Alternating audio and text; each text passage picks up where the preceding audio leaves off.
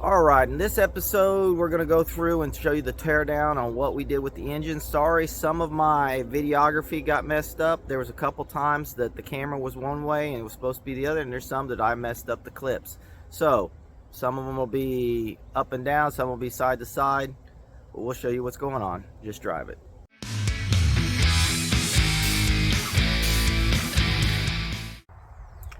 Yep, here we are again, coming back out.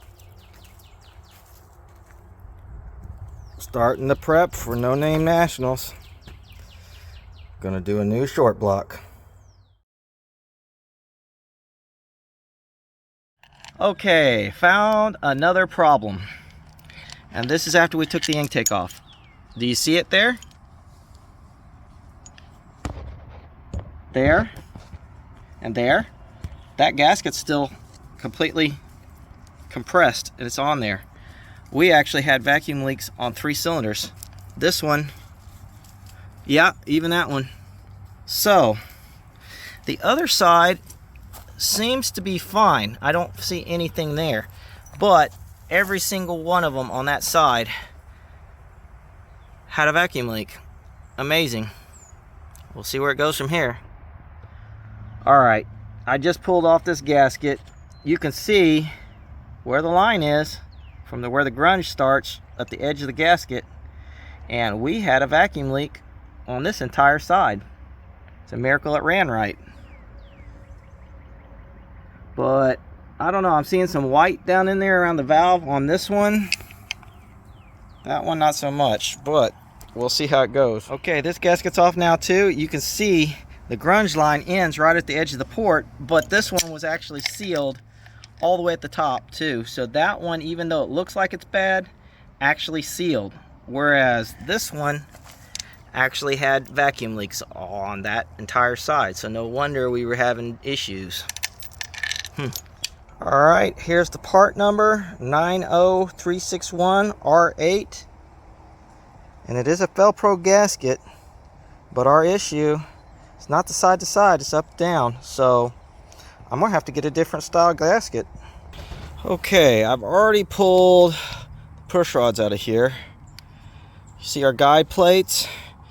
As you can see here, small block, 7/16 stud, 1.6 ratio rocker arms.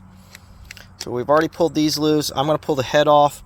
Very clean in here. This is actually residue from anti-seize, because we ran SCs to everything when I first did it the first time.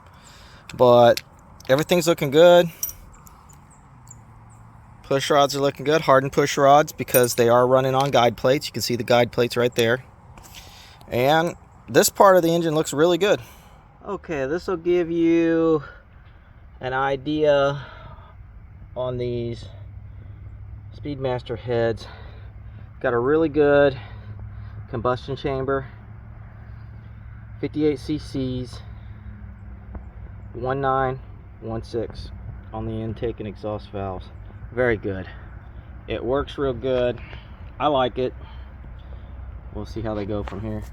Well, there's your cylinders. We're going to take them in. We'll see what they say tomorrow when we get this thing in there. Driver's side, same way. I did this one before so you can see that it does have the push rods. I have loosened this one over here, but inside looks pretty good. Alright, that gives you an idea of what the cylinders look like on this thing. You'll see what top dead center looks like here in a second. But the other thing, that ain't good. And I believe that's actually exhaust. Let me think. Yeah, that's actually exhaust. So, that ain't good. I don't know why that's like that. We'll see. Okay, you can see how far in the hole this is. So when we rebuild this, we're going to have them zero deck it, especially with those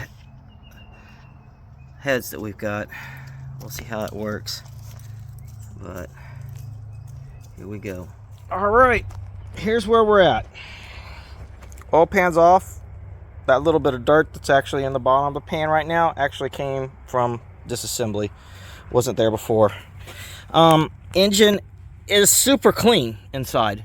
So I'm gonna take oil pump off. Well, leave the pickup on it, but drop that out. I'm taking the short block in, along with the cylinder heads. I'm gonna leave the rocker arms on there. I guess we're gonna need new push rods when we get this all said and done as well. Another thing, I'm probably gonna take all my lifters with me and have him check them.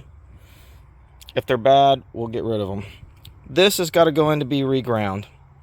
We're going a little bit more radical. So based on this getting reground to a smaller base circle, that means the push rods no longer will work. We're going to have to get a different length push rod, and we'll let him set that up. What does have me worried are those kiss marks. There should not be kiss marks on that piston. It's down in a hole between 16 and 20 thousandths at top dead center. I mean, not a lot of, it just shouldn't. I mean, with the cam that I'm running, the amount of lift that I'm running, duration, all that, it shouldn't have kissed that. And even though I don't see anything here on the valve, I still don't like it. So we will see how everything goes. But for tonight, I'm going to pull oil pump off, and that's going to be it for the evening. We're going to load up tomorrow. Just drive it. Well, thank you for coming along. As you could see from before, engine is out of the car, and we've got it actually at the machine shop. It's in line to be done. We're going 30 over pistons. We're keeping it as a 351 Windsor. We're not going to stroke it out like we thought about doing. We are changing the cam, but other than just some normal stuff like ARP rod bolts, main bolts, stuff like that, we're not going to take and go any more radical than what it was before, with exception of the camshaft. We are going to change cam and lifters. So if you like this, please like, subscribe, Rumble if you're on Rumble. Go in there if you would and hit in your search bar on there on YouTube, hashtag #NoName500. That'll give you the guys who are actually trying to get their 500 subs to qualify for the No Name Nationals 2023. Thank you for watching. Just drive it.